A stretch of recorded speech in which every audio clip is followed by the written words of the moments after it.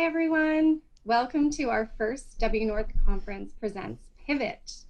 I'm Heather Odendahl, co-founder and CEO at WNORTH, and I started WNORTH 6 years ago when my pursuit of finding a leadership development conference that supported women on a path to senior executive leadership fell short.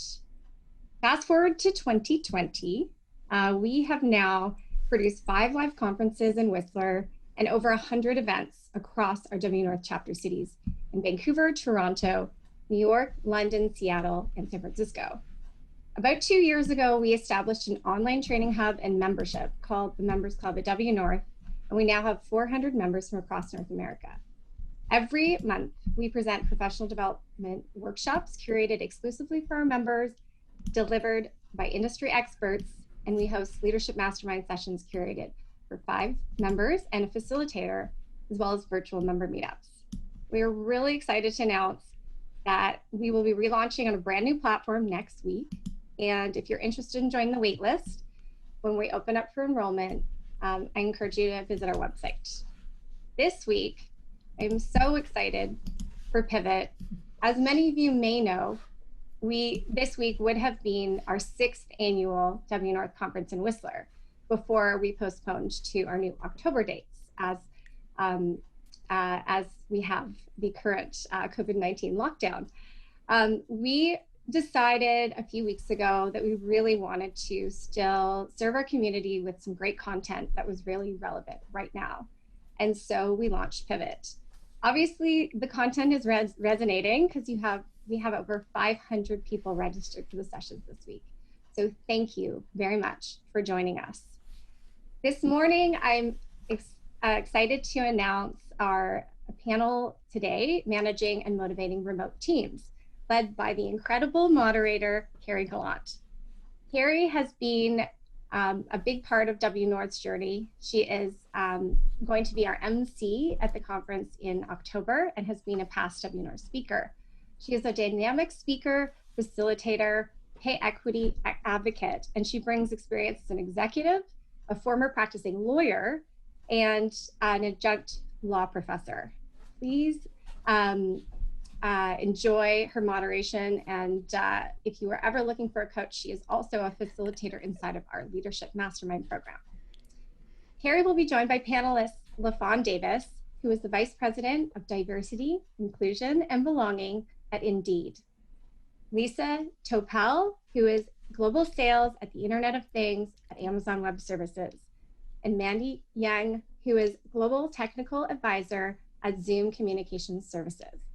Over to you, Carrie. Well, thank you, Heather. It's a delight to be here, even in our shifting times, and I'm looking forward to seeing a lot of people in October at the conference in Whistler.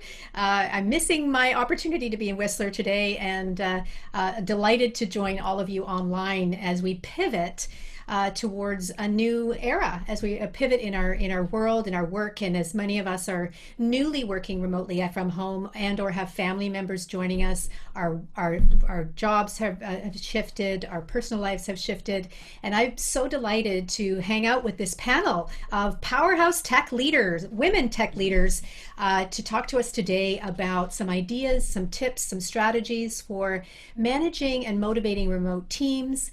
And you know, we're designing this so that we can give you some of their best tips, and also learning a few tips for managing your own professional world so that you can lead even more strongly.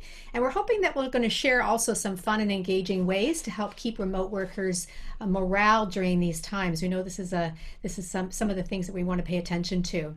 So just so you have an idea of a roadmap for how we're going to run this today, we're going to spend about 25 to 30 minutes in some questions that the panelists and I have brought forward, some answers for you guys. And while we're doing that, if you have some questions that are bubbling up to the surface for you, please use the Q&A box. So if you look at the bottom of your screen, you'll see one that says Q&A and one that says chat. Please use the Q&A box to mark your questions. That's going to be the easiest way for myself and Jessica to monitor what the questions are. Also, please feel free to share with each other some enthusiasm you might have in the chat box, but know that we're going to be monitoring the Q&A box for any specific questions that you'll have for the panelists. Once we go through our sort of area that we've prepared for you, then we'll be looking at those Q&As and we'll be answering those in the session together. So I think for our theme, I know for many of you, you're seeing the hashtags around we're all in this together. And that's what we want to be doing today is really focusing on how we are all in this together. And I do believe that I always like to start things off with a quote. And one of the, if it wasn't already shared with you on the website, this is one that I would have chosen myself. It's Maya Angelou's that people will forget what you said. People will even forget what you did, but people will never forget how you made them feel. And I think that's what we're going to be bringing to you today in the panelists. I had a delightful half hour to spend with them yesterday to get to know them. I know you're going to love them as much as I do. So I want to take a quick moment to give a little bit more background on our speakers so you can have a little bit more of a flavor of where they're coming from. LaFawn, as you know from Heather's introduction, is currently the Vice President Diversity Inclusion at Belonging at Indeed. But here's some other things. She's served in D&I leadership roles in global technology companies for over 15 years with Google, Yahoo, PayPal, and Twilio. And she's cultivated throughout that period her passion for diversity through strategy and data insights and deepening relationships and strengthening communication channels with underrepresented communities in the technology industry. So I want a big shout out to LaFawn and welcome her to our panel. And then Lisa Topel, what you might not know already is that she's also been part of the WNORTH community for over 3 years and has kicked off key events in the Seattle area. She's a big supporter of women in tech and is engaged with many networking events such as Women in Cloud and the Executive Women Network. And as you know, she's currently sales manager at Amazon, also after 15 years at Microsoft. So we have a lot of tech cred in the room. And also is a strong promoter of building and owning your brand. And we're going to hear a little bit about that and how that supports you today. Now, Mandy Young-Garby, we are thrilled to have her. We're thrilled to have her on the phone with us a little bit earlier because she is our resident Zoom expert, currently as the Global Technical Advisor for Zoom, and after a decade of leading technical teams at Cisco. So again, deep roots here. Mandy's very excited to be here. She's attended WNORTH events for the past 3 years and always takes a lot away from it. So she's very excited to have that opportunity to give back.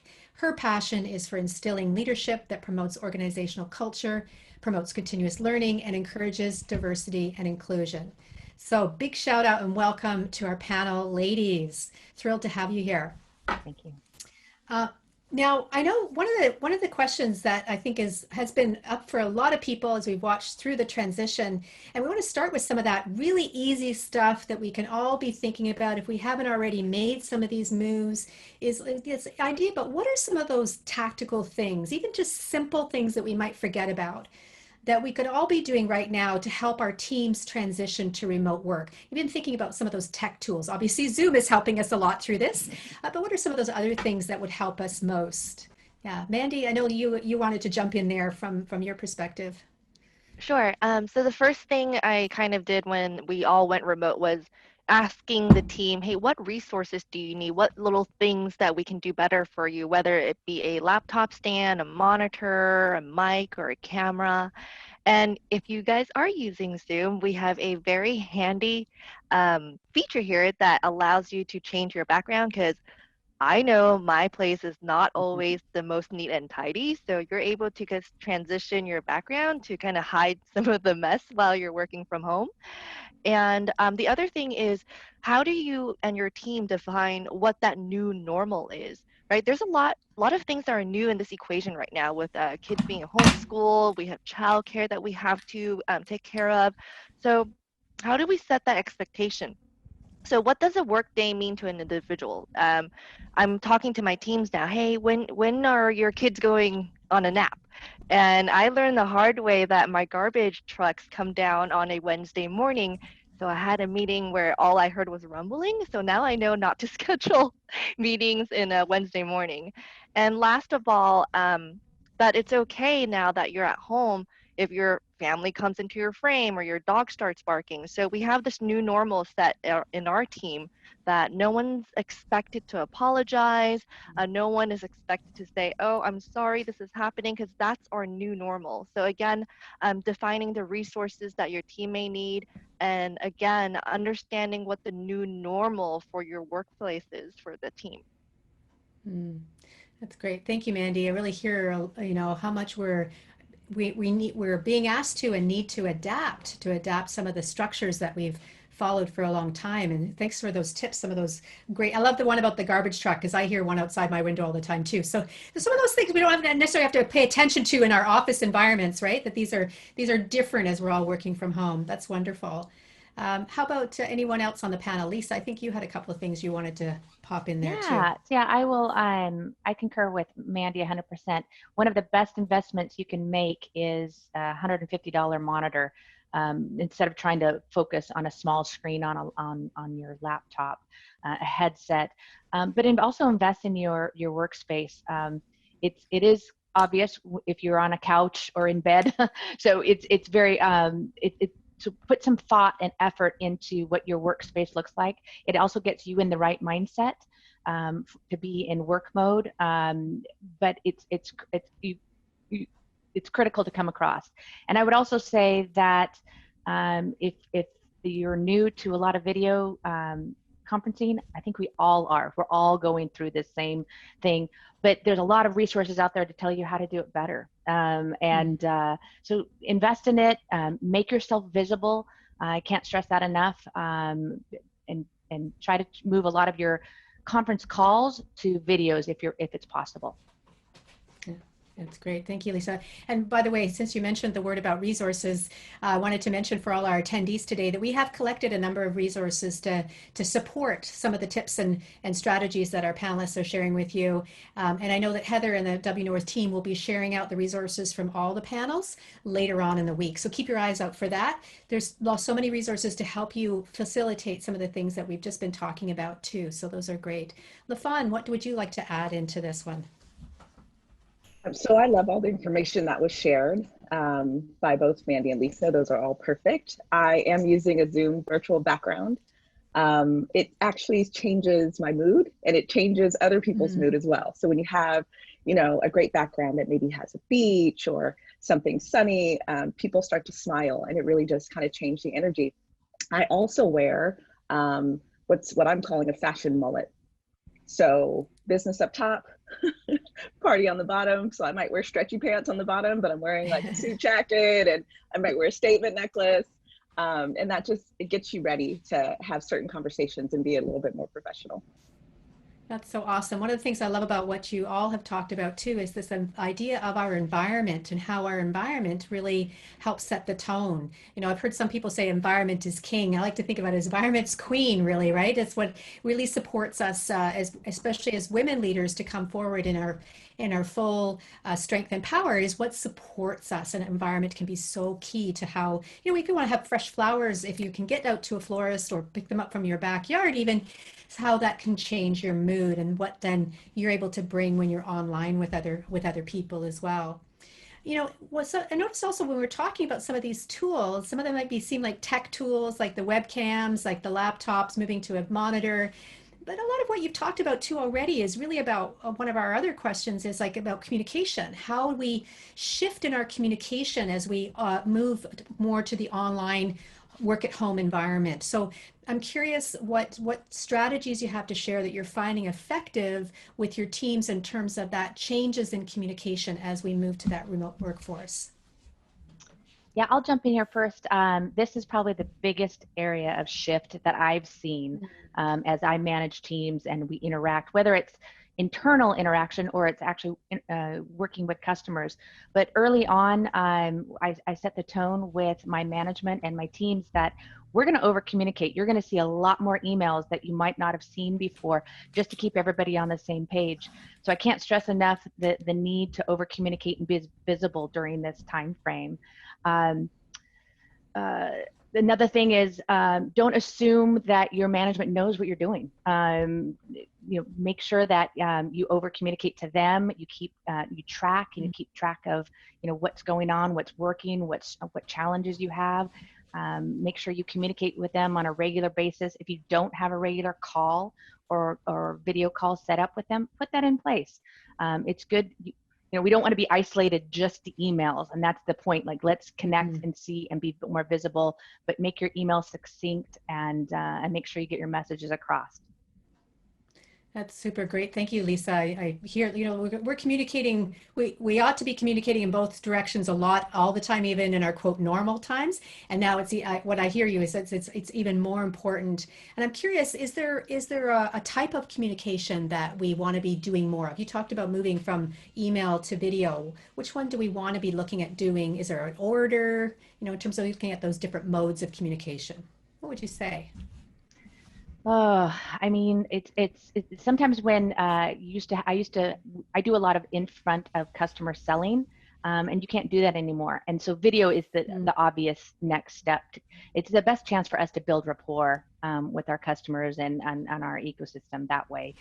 So I lead towards that, but especially in the tech space, we're digging through tons of data on a day-to-day basis, and that's where email is nice to be able to have that and available to us. Yeah, great. Completely agree with you, Mandy Lisa. and LaFawn. Yeah. Just to add to that, when I think about communication, especially when it's in the remote world, I tend to think about it in like 3 different things. So first, we have physical distance. By being remote, it's not just physical, but also time zones. It's about the operational distance, which Lisa touched on. It's, hey, do I have a good internet connection? Should this be an email or should this be a video meeting? And then there's a kind of a soft touch to it, the affinity distance. So what is the strength of the relationship? Is there a sense of shared goals or trust within that team? So first of all, just tackling that, be mindful of the physical distance and learn from each other what operationally works best. So again, goes back to what are the new work hours in this new normal? What are the acceptable forms of communication? Right now, I communicate with my teams via text for very, very urgent issues. But some of my team members have told me, hey, I prefer not to be texted. It seems very stressful to me when there's different modes of communication coming my way. And last, affinity distance, we have to be a lot more deliberate because if you think about being in person, we have a lot of opportunity to have spontaneous connections, whether it's in the break room, we're walking down a hall, the water cooler talks. Now that we're remote, we don't have a lot of those same opportunities. So, and I don't know about you, but for me, it seems like my calendar is starting to fill up back to back even more now that we're remote. So be more deliberate and schedule these spontaneous, non-spontaneous interactions in this new reality. An example I can talk about is we actually have a weekly meeting that does not have an agenda. There's no expectations. People from the team, auxiliary teams can join and chat and share how they're doing just so that we have a touch point. So again, connect with more intention and connect a lot more deliberately. It's not what we're used to, but I think it helps in this remote world. Oh, yeah, Mandy, for sure. the calendar filling up is absolutely true. I am back to back from sunup to sundown. And it's understandable, right? We can't have those in-person connections. And so this is the way for us to connect more frequently. We use Slack, we use email, we use Zoom meetings a lot. We're also doing other things like when there's a time zone difference. So say someone in Dublin needs to connect with someone in Tokyo. There's not really a great time zone for that, for a meeting. And so we'll do something like a Loom video and do an introduction that way so that people can still see each other's face and maybe something personal to make a connection. But there's not really a great time to have a meeting because of the time zones. We'll do more of that. We do kind of happy hours where there's no agenda. It's not a real meeting. You don't have to show up with alcohol, but it's just a way to see each other's face. And even for strategic meetings, what I'll do is we have company-wide Q&As every week, led by our senior leadership team, and I will hold an open office hours right after that, just to see if my team has any questions from it, if they, something really surprised them, anything like that, for them just to have a connection to ask questions where we would normally do that kind of in office. So I think there's lots of ways to engage, but to Mandy's point, it can be stressful when you have a Slack message, a G chat, a Zoom call, an email, right, a Google Doc. There's lots of ways that people are communicating, and it can be stressful. So I definitely would check in with people to see what their preferred method is, because that's how you're going to get the best out of them. Yeah, great. I love it. And what I'm hearing too is, and this goes right back to even to our first question, is one of the keys here is around communicating and setting and even negotiating those expectations. When and how are we using what type of modality for communication? I think one of the things I've seen over and over again that people are really crying out for right now is some form of stability or something predictable within the constant change. We know that the messaging from our leaders, I'm talking political as well as healthcare leaders, have changed and shifted over the last month, and we're all adapting as we're going, and how critical these conversations are. I'm curious too, I know one of the things we talked about a little bit yesterday, and LaFawn, I'd love you to weigh in on this one, is in all of that, one of the ways we want to keep our teams being productive, and we also recognize the stress and everything that's been happening and what everyone's dealing with. There's some fear, there's some uncertainty. How do we balance that productivity drive with empathy? How do we do that? So I think a lot of it is, the nice thing about us all being virtual is it's putting us in a space of an even playing field, right? This is kind of building inclusion, because nobody's in office and out of office. We're all kind of in the same space.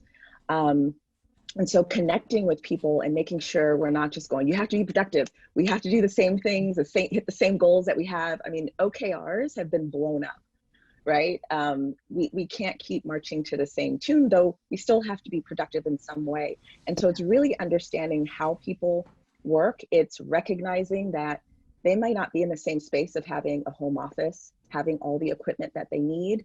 I know I didn't have a home office set up, right? Because I normally would be on the road and traveling. And so it's understanding that people aren't all in the same space to be as productive as they used to, and giving some grace and compromise on how we work with each other and kind of what we expect. It is, again, recognizing how people work so that we can address that and adapt to it, right? So there's no right or wrong way. It's really how best people can be productive in their space. People may have kids at home. People may be caring for parents or another family member. As Mandy and Lisa mentioned, you could see pets, you could see all sorts of things in people's environments, but also recognizing that there's a lot going on in the world around us, right? So there is work, but there's also the social issues and the social impact around us. So really understanding also that in the global economy, there's xenophobia that's happening, there's racism that's happening, ageism and socioeconomic disparity. And though that might not be happening within the construct of your company, that still can be affecting your employees for what they have to tackle around us. So it's really about giving more grace and compassion and understanding that people have a lot on their plate outside of what they have to do for work. Yeah, thank you. And it occurs to me too, as I'm listening to all of you, is that I want us to all be aware too that as we're doing this as leaders, as we're asking our leaders to do this, we also want to have the empathy and that understanding go full circle, so that we're recognizing that our leaders are also under the same pressures and are also looking for the opportunities to be adaptable, to look for these opportunities to serve and to do what the right thing is. And so it goes back to your point, Lisa, I think, about that communication. We want to be able to make sure that we're communicating up and across as much as we're communicating with our team, so that we're looking up too and recognizing where everyone is in a way, we're all trying to do the best that we can with the information that we have. So the more we cycle that, we can do even better. So who else has something they'd like to share, that balance between productivity and empathy? How do we find that? I'll chime in on this one. One thing that we started doing, and it feels like it really resonates, and that is this. When I'm working with teams and people I know really well, it's really easy to start off calls and just say, "How are you doing?" And we spend 5 minutes just touching base, sharing, collaborating, building that connection. But I also find it's been really valuable when you get on a customer call. Whether it's 20 people on the call or just a few, you start off and just say, "Hey, how are you doing? Are you guys all right? Is your family okay? Or everybody healthy?" And it's just, it's just a way to connect briefly before we jump into all the day-to-day kind of mechanisms of our jobs, just to show you care. Yeah, great, thank you. You know, I'll share a Mandy? mistake I've made actually. So as we all transition to remote work, and my team, the technical team, are partially remote already, but there are teams that we work with that are fully in the office. And I made the mistake of assuming that, you know, this drop of productivity or drop in engagement was tied to their performance. And I learned to be a little bit more empathetic and reached out to really understand what was going on. So to LaFawn and Lisa's point, they were struggling kind of transitioning to remote work. And they didn't have the right tools, like we mentioned earlier. They didn't have that laptop stand or that monitor. So it wasn't about the individual, but they didn't have the right things available to them to help them be more productive. So that was a big lesson learned for me. So I make it a point now to be much more um, forward about asking, hey, what's going on? How can we help? How do we create an opportunity for the whole team to rally behind folks who may need a little bit more time to transition? So that has really helped the morale of the team now that we have a better understanding.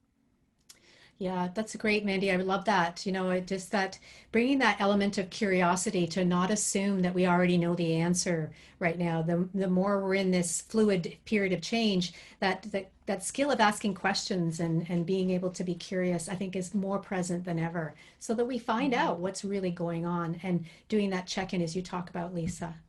I'm curious Can I just add go ahead, one more LaFawn. thing, Carrie? I'm sorry. I think if this isn't happening in your company, and not all companies can do this, but with Indeed, they recognize that everybody didn't have the equipment. There, of course, were some remote folks who already had great home setups. But what they did, since everyone had to work from home, is they allowed people to be reimbursed for an at-home setup.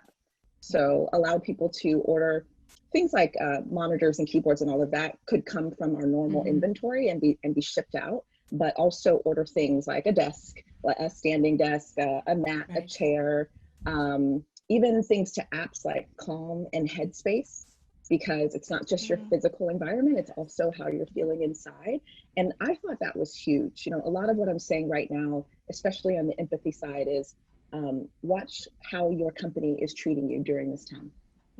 Right. Yes. And so as a leader, I think you can advocate for things like that. I know there's a fiscal issue there that can be a lot of money for a company, but allowing people to do a home setup for a certain amount of money and also giving them the ability to buy things to take care of themselves mentally, I think is huge and really shows that a company is kind of employee first during this time. That's wonderful. I love that. Mental health is such a big issue right now for so many people. A good friend of mine runs the anxiety clinic. She's a psychologist, runs the anxiety clinic here in Vancouver. And I mean, she's just blown out of the water in terms of the amount of work that's come in, and all, everyone has some certain level of anxiety. So I love your ideas around how do we help people manage that? Because we can't be as productive as we are when we're dealing with that level of mental and emotional stress. And I think this is really great. I'd love to know some more things that you guys have to share around, as a leader of teams, what do we need to remember for ourselves, other things that can help us manage others better and more easily because we're taking care of ourselves. What are some tips you have for our audience here? Well, I can start. So I always say, put your oxygen mask on first, right? Like if you're on an airplane, you're supposed to help yourself before you can help others. And that's very true of a leader. If you do not take care of yourself, if you're not also, making sure that mentally, physically, and everything else, all the other ways that you want your team to take care of yourselves, you have to do that first. That's the only way that you can really help support them and be honest and human, right? So a lot of our leadership meetings or even my team meetings will start by saying how we feel or what's going on. And it's not always like happy, right? Because that just wouldn't be true.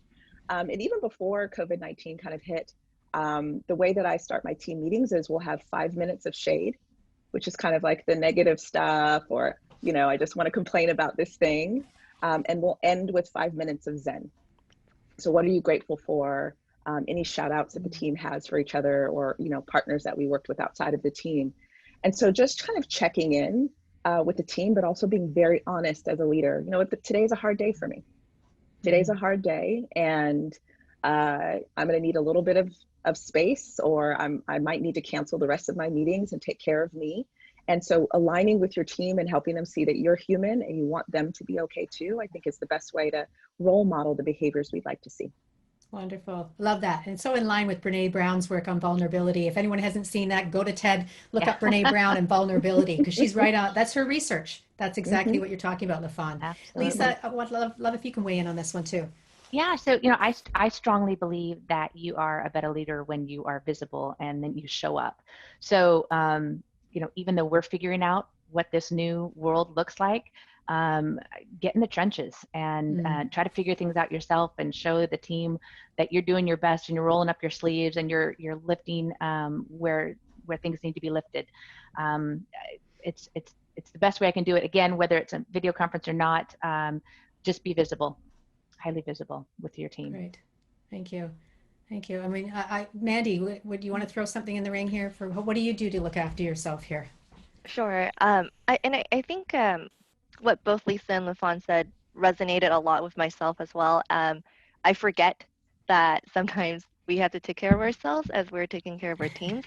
And I find that if you set the example that as a leader, it's okay to take a longer break. It's okay to take a mental health day off so that you can recharge yourself. They see it as, okay, I can do that too. There's no negative connotation around that. So if you're willing to, put yourself out there, like LaFawn was saying, then it sets an example that it's okay for the rest of the team to safely do that as well. Yeah, great. Thank you. Thank you. I'm curious, maybe we can just wrap up another question here. We talked a little bit about how people everyone's different. People have different tools at home already. We talked about that. We talked about how people react differently to different kinds of modes of communication. And I know, we're seeing that there's a kind of a meme going around there now that introverts are really thriving right now in this environment, and they're faring extremely well. And extroverts maybe are having a bit more challenge as we are at home. LaFawn, you talked about traveling. And so I'm curious about how you're motivating people differently now, whether it's introverts, extroverts, or folks that, like to work in a more structured environment versus more open-ended. What are some tips you have for our audience on this area? So I can start. I love talking about the introvert extrovert space. I'm often saying, introverts they've been training for this their whole life, and extroverts are starting to get weird. We are starting to get weird, right? Because we need that human connection. But honestly, even introverts are like, there's a difference between choosing not to go outside and having to stay inside. Like they may be choosing to stay inside anyway, but it's a choice, and that choice is now taken away. So even they are starting to struggle. I think in the beginning they're like, yes, this is great. I don't have to be surrounded. I don't have to drain my energy. But now it is affecting introverts as well, where they're like, well, I still want to make the choice, right? And I don't have that anymore. And so being like, again, that grace and compassion to understand that people gain their energy in different ways. Right. So understanding kind of person by person, how they like to interact, what things they need. I have the happy hours for the extroverts because they just want the FaceTime. I make sure that I have more structure for some of the introverts who want to do things a particular way. And so it's really understanding what motivates individuals on your team, right? Not just the entire team, but what do the individuals on your team need, and how can you adjust to make sure everyone's getting what they need? Yeah, great. Mandy, Lisa. So back to the point we made earlier, I think it's all about, again, being deliberate about creating these opportunities where folks can meet, and having that no agenda, having no expectations for you to show up or not, but just having the space available for folks, I think is very important. And the other thing I'm struggling with when we're thinking about this concept of introverts and extroverts is there's also a different side of it, of folks who may need more structure to their work and folks who may not need as much structure. So as we transition, I noticed that some of the team members are thriving. They're thriving under, 100% remote work. They're more productive than ever, more innovative. They're much more energetic. But there are also some folks who I think need a little bit more of a structured environment to be productive, to feel like they're contributing. So one of the things we're working on is helping them define milestones so that there's a sense of accomplishment there built into the workday. And this is something I'm still working on. So if anyone has input on what worked for you, I am all ears. The chat is available and I am monitoring. But this is definitely something I've noticed as we transition. There's kind of the two school of people and then all the different shades in between as well. So definitely a challenge to understand how to make it work for everyone. Yeah, great, great. I really, what I'm really hearing too is a lot of the stuff that we're talking about today, a lot of it isn't really all that new. It's just really being highlighted in our current environment as even more critical that we know our team individually, not just as a monolith group, but we understand each person as from their their own individual person, and recognize that we all are different. We all are a beautiful shade of whatever shade we are, and we bring that to bear to our team. And at the same time, we have different needs and desires that respond to different things. So I love that you both have highlighted that. And Lisa, I know for you, managing a sales team, that this is also something that's emerged for you as well. Yeah, building rapport online is much more challenging, especially at a time when at any given time, you don't know if your customers have just furloughed half of their company if they're in a certain industry that is being hit really hard. So we're having to be really flexible and very adaptive. And I keep saying, the people that can be the most adaptive are the ones that are going to get through this thing the most. But it's an ongoing challenge I think we're all going to have, and we're just going to have to keep communicating and being really visible with one another throughout the course of it. Yeah, thank you. One of the things I want to highlight for our listeners too is, and I think you've heard this, is that while our panelists today have a lot of experience and have come with some key ideas that we've thought through and talked through and had some experience with, we don't have all the answers. And so if there's something that or you have an idea, as Mandy I even asked, is share it in the chat and bring your questions into the Q&A. So I'd like to round out with our last question, just to kind of lighten it up. We have had some ideas here. And last, listeners too, if you have an answer, please pop that into the chat. What are some fun and engaging activities that you're using to boost morale? LaFawn, you talked about doing happy hour. What are some other things that you guys are experimenting with or finding or working with your teams? Well, we're also doing themed team meetings. So we had like a pajama week, right? Pajama team meeting, which was great because you just kind of roll out of bed on that one. We had crazy sock day, which was a little harder because we don't really see each other's feet. This week we had Tiger King theme. So the way we achieved that is our backgrounds were Tiger King, but some actually dressed for the occasion.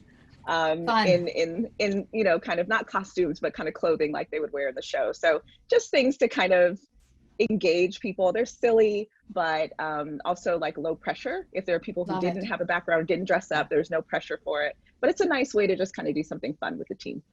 That's super. I know one of the mastermind groups I'm in, we always show up with hats, wearing a different hat. So similar kind of idea. It's always fun to see who's got what hat on. Some of them are ridiculous and some of them are really quite fashionable. So Mandy, how about for you? So we also have our happy hours. We have introduce your pets, your significant other, your roommates, or your kids. And then we also have a chat channel. So whether you guys are using Slack or Zoom or Teams, any type of that chat channel, I find it really, actually really nice to have this chat that's non-work related, all fun, or a all support group, so that it's a kind of a safe space for everyone to pop in and ask a question or share something that, brighten up their day. So we have multiple of those chat channels within our Zoom chat that brightens up my day. So when I'm feeling like I'm feeling a little stressed out for the day, I pop into that chat and look at all the little things. And of course, LaFon, Tiger King has been the subject. So I would have loved to have joined that team call. We'll do one, just me and you. All right. Lisa, what about you and your team? I'm going to echo that. Whether I'm on Zoom, Chime, Webcast, I mean, I think I've used every single communications platform out there. But get on video, and we've done a lot of fun team. It's just like, I've never thought I would meet my teammates in other parts of the world and countries, and their wives and their children, and so it's just a really it's a great way just to build connectivity amongst us. And then depending on the company you're at, I've seen in some of the larger companies, they've done some kind of virtual coffee hours. So don't take your foot off the gas when it comes to networking within your company, because sometimes that helps you do your job so much better. As we said before, you can't walk down the hall, you can't pop into another building or go to the water cooler and have a discussion. So sometimes it's just getting that information and connecting with somebody and learning other things, and it's just building more of that connection within your company, and it makes you feel more a part of it. So. Yeah, love that. Bringing it back to that as well. Well, thank you all for participating in our questions and our Q&A today with our panelists. And now we get a chance to turn it over to our attendees and look at some of the questions that have come up in our Q&A area there. Now, I know, Mandy, one of the first things I saw pop up in our Q&A box was about where can I get those backgrounds? And I know you have lots of answers for them, so I know we can provide them. Is there a quick way you can share with our attendees today? And we'll put it in the resources as well. Sure. So you can actually use any image or any video to upload as your background. And as resources to be sent out later, I'll send Carrie some of my favorite sites that I get for nice offices to cover my mess. Perfect. And I'll just add really quickly, this is also a great way to engage within your company. So we have a Slack channel called Work From Home Social, and people are sharing all sorts of Zoom backgrounds in there. And that's where I've actually downloaded the best one, including like the living room of our CEO, or someone else's. Like it's great, because then you can show up to meetings with them and troll them a little bit, because you have their living room or their space in your background. It's a pretty cool way to engage people. That sounds like fun. It sounds like you can even have a mini competition about who can have the most backgrounds, or just who has the most creative background today. All kinds of fun things to do. I love that. We've seen a couple of questions come in around, leaders and team members that may not have quite the situations that you all have shared from your areas today. So one question is, do you have some tips about encouraging team members who might be shy or reluctant to embrace web conferencing? Well, I think Mandy is the expert on web conferencing as far as I'm concerned in this. But I actually watched a lot of and we'll put them in the resources, but there's some great videos and instructional information about how to make it. I mean, when I first started this off, I had all these coats behind me. I looked like I was in a coat closet, and it was very depressing. So I had to kind of relearn how to do this, and you kind of build confidence, I think, when you learn from some experts and kind of can build your workspace.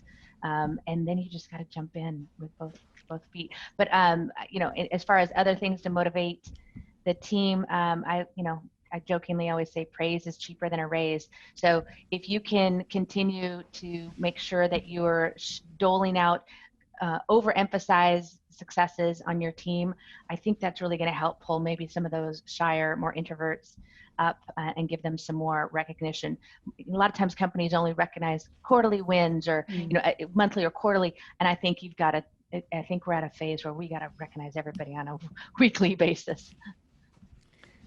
Yeah. And for that, I find that what's most helpful is if the leadership standardize on using video as a new normal, so that folks are saying, okay, hey, this is kind of how the meetings are ran now. And slowly I saw more and more video being turned on as people realize, hey, okay, new normal.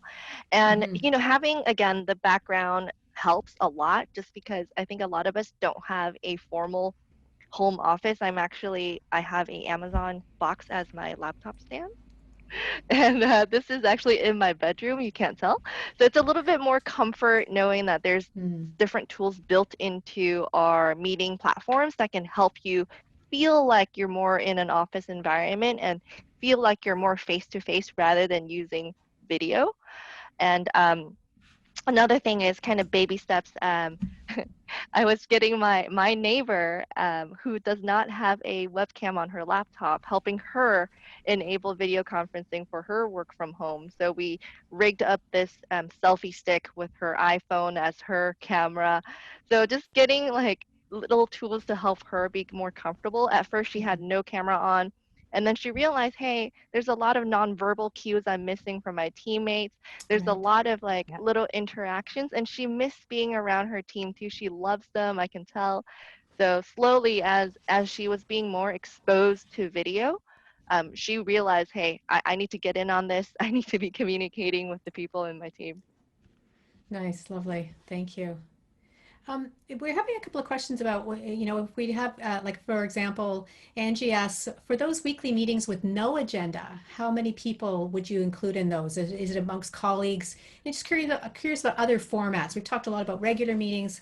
How do we deal with the non-regular meetings with no agendas? So I'll jump in on that one first. So for our meeting, the standing meeting I talked about with no agenda, it's actually sent out to our entire company. So we get the opportunity to meet new people, like what Lisa was mentioning early. Don't, slow down on networking within your own company as well. So we have the opportunity to meet new people, to connect with colleagues that we usually see. We have that, and then we have our happy hours that are our team only to kind of, check in on each other on a more personal basis. So we have both. Great, thank you. Also, we have another question in here that from an anonymous attendee, thanking LaFawn, thanking you for raising the xenophobia issue. And the question is, how do you suggest we raise that with our firms? Because I feel it's not being addressed. So some tips around that. I know that's, for a lot of folks, that's a really uncomfortable. They just don't have an idea about how do we bring this up with our leaders? Yeah, so we actually, as we were communicating about COVID-19 specifically, I'm really proud that we actually started talking to employees back in January about this. So they were used to a regular cadence of communication, which I think is really important. But our Asian Network resource group, we call them IRGs, which is Inclusion Resource Groups, they actually bubbled up the theme with our internal comms team and say, hey, we know that you're talking about business operations. This is all wonderful and all the right things. Can we weave in more empathy around this issue of xenophobia? Because we're not really seeing it in the communications. And although we have a great work environment, some of our members or members' families are experiencing this. So can we kind of talk about it a little bit in those communications that go out to all employees everywhere on a weekly basis? So that was one way. We're also doing a panel specifically about xenophobia in the workplace with some external panelists. I'll be moderating it in a way to kind of create that space for employees to talk about it. We had 2 employees share their personal story, and we put that on the intranet to say, hey, this is what has happened to me. This is what it feels like, just so people can start to understand that space where we're all in such a space we've never been in before with this pandemic. And so putting that kind of top of mind is a great way to kind of share. Storytelling is a great way to do it, and just bringing it up in terms of empathy and making sure that, again, in the space of there's a lot happening socially around us. So how do we make sure that we're being empathetic for our folks in the workplace that they have to deal with it? So the best way is kind of through storytelling and raising the concern of making sure that you're weaving empathy in your communications throughout your company. Great, thank you. Anything else, Lisa, Mandy, you'd like to weigh in for that one? Well, a little bit on the tangential to this, but as we're dealing with loads and loads of written and email communication, globally from different cultures. One of the things that I went through a training recently on this, and that is, assume positive intent.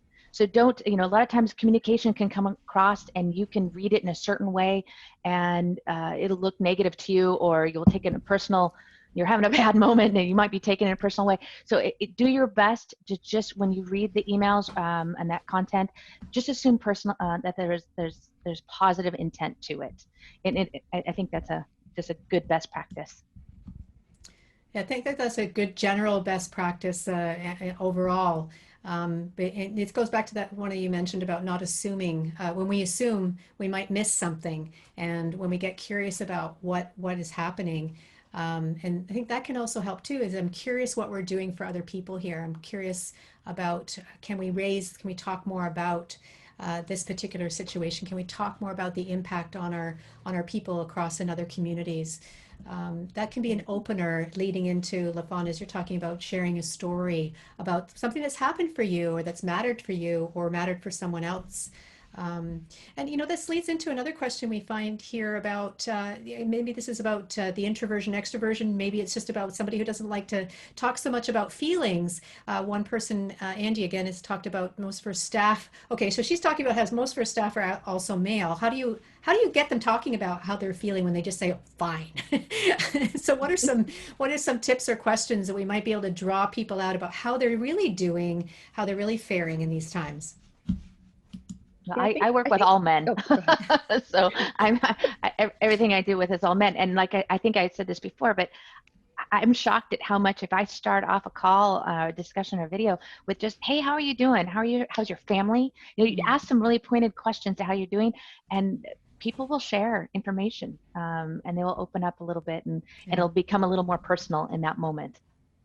Great. Yeah, and Thank you. I think you have to ask open-ended questions. Mm-hmm. Right? So the how are you doing? It sounds open-ended, but it's not really, because most people do say fine, good, right? Well, it's a one-word answer. So asking specific things are great, especially as you get to know your team, right? So if someone has children, hey, how are they doing today? Are you still doing their lessons at 3 p.m.? Oh my gosh, yes. On our senior leadership team meeting this week, one of the leaders was like, oh, it's recorder day. And another leader was like, yeah, my kid's playing the recorder too. And another one was like, oh, I have a trombone in my house, right? So like sometimes specific things actually get people talking way more than just like the normal, how are you doing question. Yeah, absolutely. Absolutely. I agree with that. I've actually even found adding the word today on the end of that ubiquitous, how are you doing question is almost the only specificity that can lead to, oh, well, today I'm XYZ. So try out some of those things that some of these tips that you guys have been sharing today, and see if that doesn't help draw people out a bit more. Let's see here. When I hit like roadblocks like that, when it's a one-word answer, I tend to just start talking myself and share like how my day is going or any issues I ran into, and then ask for advice. I'm like, oh, well, how would you deal with this if you were in my shoes? And they would open up a little bit more, oh, when this happened to me. So I find that helps if you are the first to share a little bit more too. Yeah, great. Taking the lead again, right? That modeling the behavior you're looking for. I have an interesting question here from Jessica Test about how has the shift to work from home impacted your employees who experience accessibility needs? And what, if that's something you've encountered, what have you done to address those barriers? So we're very lucky at Zoom. We actually have a program where very generous. We're able to expense multiple items that are related to first, health.